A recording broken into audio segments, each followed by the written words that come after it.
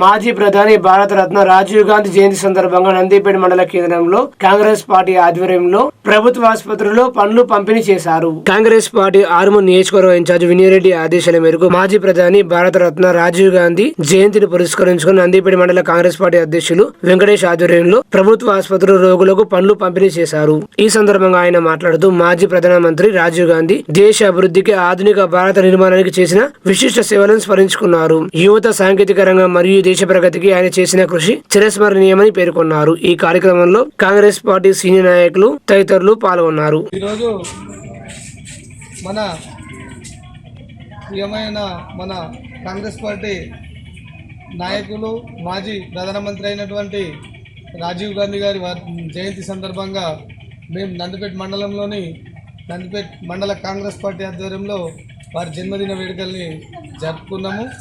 వారు ప్రధానిగా ఉన్నప్పుడు మన దేశానికి ఎంతో సేవ చేసి మన దేశాన్ని ఆర్థిక రంగంలోనే కాదు మన ఇంజనీరింగ్ వ్యవస్థల్లో కూడా తాను టెక్నాలజీలో కూడా ఎంతో మన దేశాన్ని ప్రపంచానికి చాటి చెప్పిండు.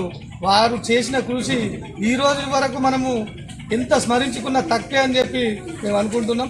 ఎందుకంటే మన దేశం ఒకప్పుడు టెక్నాలజీలో వెనుకంజలో ఉండే. వారు మొట్టమొదట ప్రధాని అయినప్పుడు వారు టెక్నాలజీని తీసుకొచ్చి మన దేశాన్ని ప్రపంచానికి చాటి చూపిండు. వారు చేసిన ఘనత వారి కుటుంబం ఇందిరాగాంధీ గారు చేసిన సేవలు మన దేశానికి ఎంతో గర్వకారణం.